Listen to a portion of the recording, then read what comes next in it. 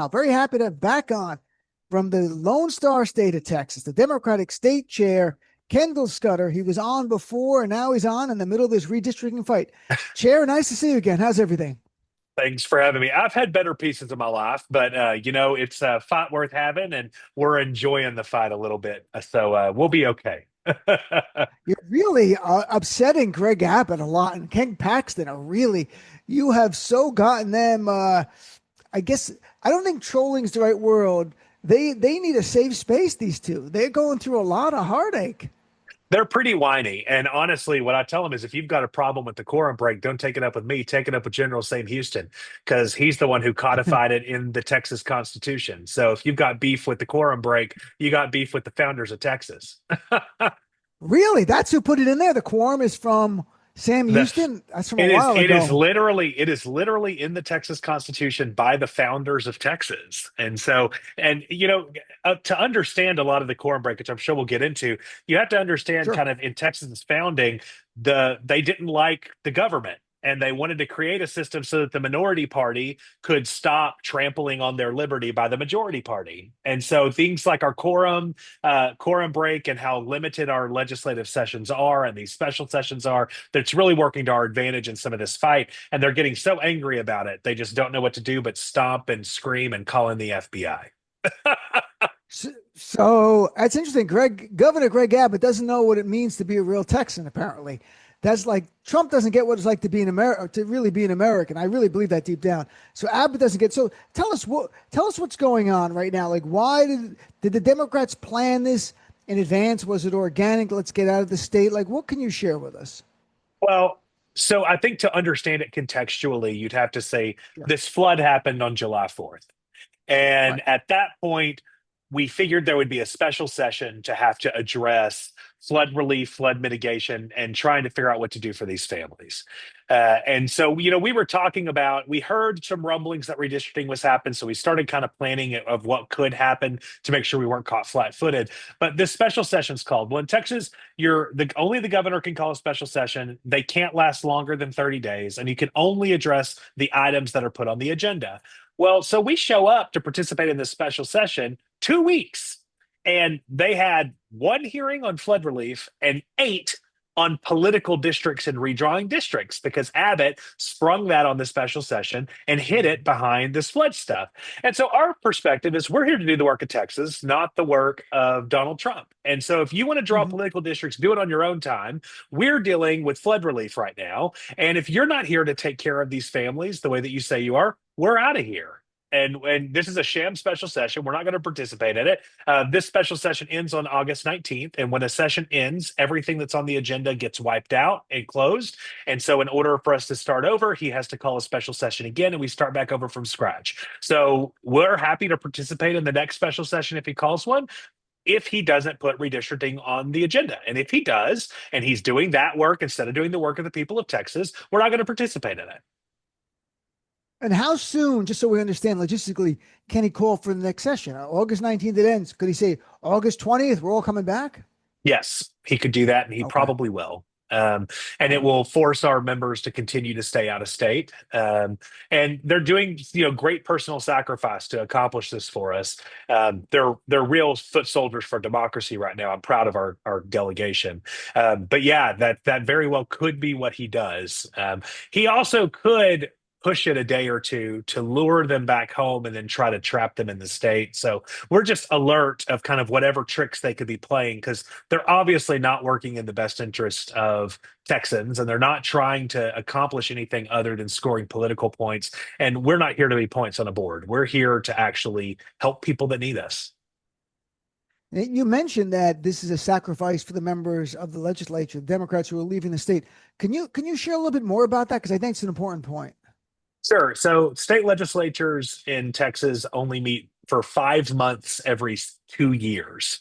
Another Oh, limitation that the government put into place here. So from January through May of odd numbered years, our legislature meets, and then the governor can call special sessions. Our legislators only get paid about $600 a month. So they all have to have other means of income in order to operate. So by leaving, they're away from their homes where they may have mortgages, away from their families where kids Hmm. are having first days of school, and they some of them have told stories of having ailing family members and friends. Some of them who have had funerals that they're missing, so they're away from that, but also having to figure out how to make things work financially while they're gone. How am I paying my bills? They're being fined personally $500 a day that they are gone in a quorum break. And so they are paying out of their pockets $500 a day in addition to not being able to work. And then the very small, paltry salary that they get by being legislators, they have cut off automatic drafts into their bank accounts. So now they'd have to go in person to pick up those checks. So they aren't receiving that income, which is not much income in the first place. So it is it's at great personal financial expense and personal Hmm. expense to them as well. And that $500 a day fine is legitimate. They can't get around that. They can't overturn that.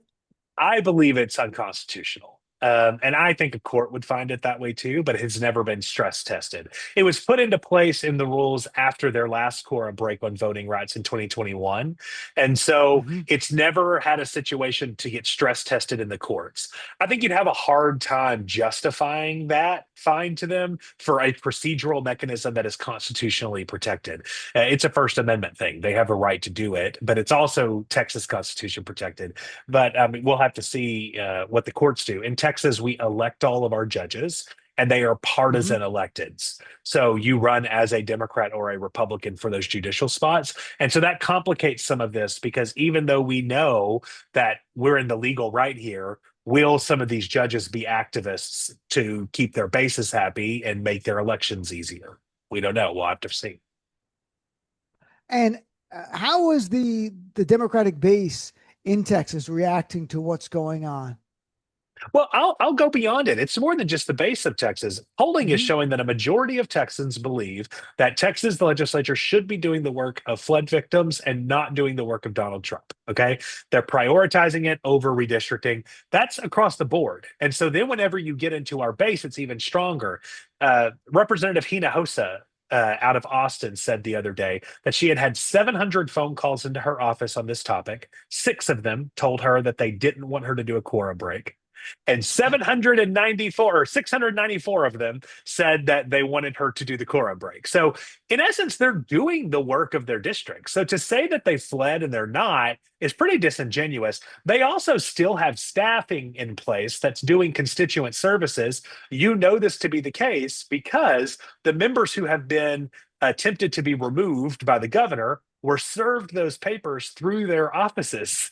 So to argue that they have abandoned their office and then also served them papers through their office is kind of paradoxical. It's interesting because, yeah, the way the Republicans are going to argue that if you don't show up in the legislature, you're not doing your job. But the job of a legislator is so much more than just showing up and voting, especially when in general, you're only showing up every other year for a teeny small window of time. Your job is not more than that little percentage, which might be like 25% or something, is the rest, the 70% is doing things constituent service, being there for the constituency. So they can still be there through their staff. They can be there on the phone, regardless where they are. They can be in Hawaii doing this. Your job is to be the voice of the people who elected you. And Right. let me tell you, Texas is a majority minority state. Okay. It is a plurality Hispanic state. When you think of a Texan, you think of a guy like me who wears big hats and wears the buckles and talks funny, howdy partner, how you doing? I'm sorry, that's just not what the Uh, average Texan is. The average Texan is a 40-year-old Latina. And so with these maps as they pass, Democrats and particularly minority groups would have 18% representation in the government. It would yeah. take an African American 5 votes to equate the voting power for representation of one white vote. And it would take a Hispanic Texan 3 votes to equate the voting power of one white vote in the Texas legislature or to get representation in Congress. And so I would argue they're doing the work of the people in their district by fighting for their representation in government. And it is so blatant that it is at disintegrating their ability to be represented. I'll make one more point. The Civil Right or the Voting Rights Act was passed by a Texas Democrat, Lyndon Johnson, 60 years ago. And every single redistricting map that's been drawn in the last 60 years since its inception Texas has been found in violation of the Voting Rights Act every single time. Not once have they gotten it right. Even the maps that we're arguing to try to keep into place are currently going through courts right now and are about to get thrown out for violating the Voting Rights Act. So it's not unheard of to think that Texas would violate the Voting Rights Act. That's a great point. And I'm trying to, Texas Democratic State Chair Kendall Scudder. So, you mentioned the map. We talked about it on the show. They're going to add two more white majority districts in this, but white voters are about only 39% of your state now, about 40% is Latino. So in reality, of the 38 seats, they should have 15 that are white majority. Instead, they're going to have, I think, 24, which is like 65%, which is, while Latinos and blacks are underrepresented, especially Latino voters, is when I saw Texas Democrats on air, they raised that. When I heard national coverage, they didn't talk about that much. But how much is that being talked about in Texas? The fact that this is overrepresenting of white voters at the expense of brown and black voters. I mean, we talk about it a lot because, I mean, at some point, Democrats need to come to terms with who their base is, right? Right. I mean, there's a bunch of white liberals all over the place, myself included, but we are not the base of the party. I'm sorry. The base of our party are black folks and Hispanic folks and young folks. Like we have a very diverse coalition as a party, and we should be embracing that. And I think as a party in Texas, we really have. We acknowledge the fact that white folks are a minority in our state, and that we have to recalibrate Hispanic people. To us, it's not some constituency caucus. That is the state. And when we're putting together our plans on how to communicate with people, how to do outreach, it's not focused around them as if they are some small demographic for us to figure out. That is the party. And I don't know, for some reason it takes a little while for white people to wrap their heads around that. It's interesting. And you mentioned LBJ and the Voting Rights Act. I mean, the last time a Democratic candidate for president carried a majority of white voters was LBJ in 1964. Then comes the Civil Rights Act, then comes the Voting Rights Act of 65. And we're not as attractive as a party to certain people, and they've become Republicans over time. By the way, what does it say to you as a Democratic state chair, just political analysis, that Donald Trump is so panicked about the midterm that he wants redistricting? Because if his stuff was as popular as he says, and he's as loved as he says, he wouldn't need any extra seats. I'm really proud of it. I'm really proud of it because, I mean, removing myself from the moment, I just will say, I love that Texas Democrats are teaching Democrats how to fight. It's like we've been kicked in the teeth for so long, completely steamrolled over and over again. We've got nothing left to lose. And so I love that we're in this position of saying, hey, national party, hey, everybody everywhere else, take a page out of the book and start throwing down. And it's pretty fun to watch. All of this is a distraction to the fact that Donald Trump doesn't want you or anyone else to be talking about the fact that he's protecting a bunch of pedophiles on the Epstein list. That's why he sent federal troops into DC today. It's why, all of this is a distraction from the biggest issue at hand, and it just gives us opportunities to go on, national media, talk about this redistricting fight and how Republicans are trying to saddle gerrymandering all across the country. Which in 2021, every Democrat voted in favor of a bill for federal nonpartisan redistricting committees. Every Republican voted against it. And then segue in to make sure people know exactly why we're talking about this. It's because he doesn't want you to see the Epstein list. He doesn't want to release a list that has his own name on it. And he wants you to stop talking about the terrible jobs numbers and the huge inflation that's happening around the country. Love that we have an opportunity to do it. And you don't try to redistrict states that you're winning. You don't. I mean, it is a panic from Donald Trump because he knows the same. He sees the same polls we do. He can be delusional at times, but there's moments of lucidity, and he's like, "Oh, this is not good. I'm not very popular. My plans, a huge bill that hurts vulnerable Americans and working class Americans to help the wealthy donors doesn't play well, and they're going to pay a price in the midterm. I hope. Well, what about you mentioned other Democrats. I can't tell you how happy callers have been hearing Governor Hochul in New York and Governor Newsom and Governor Pritzker. And you've seen your state has inspired Democrats to get the fighting spirit that the base has so been demanding since Trump got in there. And we weren't seeing it a lot. This time we actually saw it from California to New York. This has been great. So please thank the Democrats in your state for what they've done. They've inspired people to fight. We need this. Well, thank you. I appreciate that. I'm really proud of the delegation and our whole team for doing that. Here's a point I'm going to make. Hate to tell you this, I don't think these Democrats in blue states are going far enough. Um, I'm sorry, California. I don't need you to put a map together to respond to Texas. I'm tired of us always playing defense. This is your chance to play offense. Okay, when you don't have the ball, you have to play.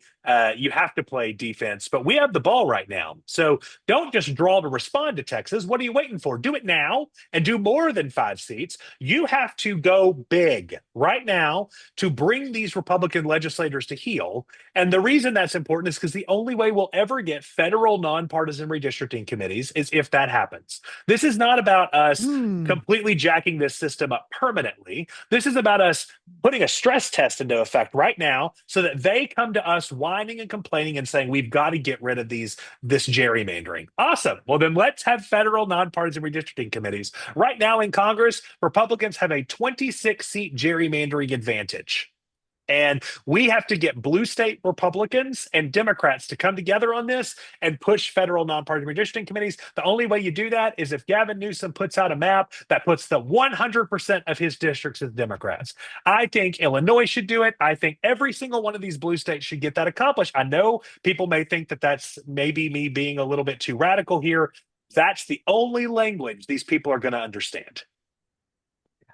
That's an excellent point. That if Democrats were to lean in, it would cause them on the other side to go like, this is not good. It's unfair. And then maybe we get to the point where we go, look, no more gerrymandering for anyone. Now, they would still cheat a little bit. We'd have to figure out how to prevent them from that. But yeah, last week I had on California State Assemblyman Matt Haney, who talked about they're ready to vote when they go back to session in a couple of weeks. But they said it was more, they're going to wait for Texas, because the point is, like all Democrats, we say, we don't like gerrymandering, which we don't, right? But we've done it. I understand. We don't like it. We would like it to end. But in California, they're ready to deliver it. If Texas goes forward with it, then they're ready to deliver on it. But I think you make an interesting point. Democrats lean in now. We should all announce we're going to do this every state. We're going to start the process now. We've got 9 Republican seats in California. We have 6 or 7 in my state of New York right now. Many of them are easy to take, to be blunt. Illinois has got 3, Maryland's got 1, Jersey, my real home state, where I'm really from, I think has 3. There's a lot of states we could be that are really solid blue states. We can take them, because look at Texas. I think Trump won by 12 or 13. California, Harris won by 20 last time. I mean, that you can take a lot. By the way, can I ask you, because this is something I've been hypothesizing on the show. They're drawing this map, from what I've read, to create these 5 new districts. And they're like, oh, and based on 2024, Trump carried these districts by 55%. But the reality is 2024 was really an aberration. You go back to 2020, Trump only wins by 5. You go to 2016, in your state, Texas, he only wins Texas by 9. Like, it's getting closer and closer. Then you get 14 points in this last election. I think this is too optimistic. I think some of these seats, if it ends up happening, could be in play. They could be more like 50-50. Yeah, I mean, look, if you look at it by 2024 numbers, Democrats are going to lose 5 seats. If you look at it by 2018 numbers, Democrats are going to gain a seat. So if Wow. they want to, Wow, play that's this, good to hear. if they want Right. to play this game, I don't know what my language can be on here, but I'll effing play it. Okay. It's Um, SiriusXM. yeah. So I'm here to throw down, and I think that they know that there's a new sheriff in town, per se, in Texas Democrats, and we're not leaving any territory uncovered. But I will say, I'm sick and tired of Democrats sitting around and just responding and responding and responding. I'm not going to be the one out here applauding California if they respond in kind to Texas. My delegation is having great sacrifice, camped out away from their families right now. Texas Rangers are sitting outside of their homes with automatic weapons, and their children are inside those homes. They're terrified of what's happening. We are bearing the brunt right now of what this fascism looks like. So it's real easy for them to sit around and say, well, we'll respond in kind. We'll see what Texas does. Stop being a bunch of cowards. Get off the couch and fight, and stop making people like us in Texas have to carry the brunt of this. So maybe you'll have to take a couple of punches in your district. I think you're going to be just fine. They're going to understand what you're doing. This is a fight for democracy. My granddaddy fought in jungles of Vietnam. His daddy fought on the beaches of Normandy. You're being asked to do some legislative maneuvering. It's going to be just fine. So stop being chicken shit and get off the couch and go. And so 5 districts to me, it's not enough. I want to see you running up the score everywhere you can. I'm tired of Democrats playing by one set of rules and Republicans playing by another. Chatting with Texas State Democratic Chair Kendall Scudder. Yeah, I mean, you can get all 9 seats in California because I looked at the Texas map. You could just draw a line and go and connect the district. It's all computer and AI doing it now, putting it together. I mean, I think I saw the map. Was it like Austin and it's like 200 miles away or something? The district goes way out there. How they're cracking and packing and diluting the districts. Yeah, and I mean, look at what they did with Austin. That's a perfect example if you're looking at this map that's been going through. They're taking North Austin and tying them out with Odessa and Midland, which is 300 miles away. And then they're taking South Austin and tying it in with Livingston and Polk County, which is closer to Louisiana than it is Austin. I mean, it's wild what they're doing with some of these maps, and it has repercussions beyond politics. So what happens if you live in South Austin and you're having a problem with the VA, or you're having a problem with your passport and you need your congressman's help? Well, how do you go to their office? You have to drive to Livingston? Do I now have to drive 3 to 4 hours to get help from my member of Congress? And that's the map that they're setting up. In a state like Texas, that's outrageous because of how big we are. That's why you should draw maps to protect similar constituencies and similar areas. What do the people in North Dallas have in common with Upshur County, the farming community of Gilmer, Texas? My wife's cousin used to be on the Jamboree Court in Gilmer, Texas, and now they're going to be in the same member of Congress as North Dallas, which is very urban, heavy Jewish population, heavy. I mean, like you see a lot of liberals in that area, and it's just very different. Right. They're not putting like communities together, and it's doing a disservice to people even beyond politics. And I appreciate you emphasize that, because I was looking at a little bit of the maps. I'm like, I don't get Texas well, but this seems really spread out. That's what they're doing. They're connecting districts 300 miles away because they want to put certain demographics that tend to be Republican to be able to control these new districts. And what they're doing is packing Democrats, like in Representative Crockett's district, making actually more blue, and Castro, putting them all together. It's outrageous. By the way, am I missing something here? Share with people. You've got John Cornyn, the senator, saying the FBI should go chase the Democrats down. Is there a state or federal? I don't know of any federal crime they've committed. Is there even a state crime for doing a quorum break? Is that the laws of Texas? Nope, it's protected. It's a violation of House rules, which is not a state statute, not a federal statute. I think the most the federal FBI could do is probably really mean questioning. But I never put lawlessness below this administration. And right. I mean, it's very scary. We don't know what could happen to some of these people if Donald Trump and them chose to get involved with it. It's a great risk that they're taking for our democracy, and I'm grateful for it. It is not a coincidence that this map, in addition to all the things we've talked about, takes every single Black member of Congress from Texas, the state that has more Black people in it than any state in the country. Every single Black member of Congress in Texas is either drawn out of their district or put in a heavily Republican seat. I mean, that you can't even do that on accident. And so it's clearly intentional. And so if there's any violation of law, my point here being, if there's any violation of federal law, it's them. That's who you should call the FBI into arrest, because they are depriving people of a sacred American morality of one person, one vote, and your ability to have representation in your government. And I think it's egregious, and I think someone should spend time in a jail cell for trying to rob American citizens of that. Greg Abbott and Ken Paxton could be in the same wing of the jail. It would be fine with me. These are two bad guys. I think it's interesting. If the Voting Rights Act still had the teeth in it, and it wasn't gutted by Shelby County decision in 2013, this could not happen, because they would need pre-clearance in Texas, and this would never clear because of the diluting of the voting rights of people of color, specifically Black people, as you're laying out. Last thing, how was I know you have to, in a way, maybe it's not right to say you're rebuilding a Democratic Party in Texas, but for statewide elections, it's been hard. It's been a heavy lift for the party. What are you looking at now going forward, especially with an eye towards 2026?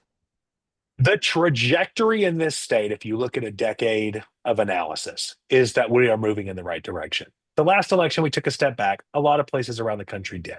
Everyone except Yeah. Colorado. But we're moving in the right direction here.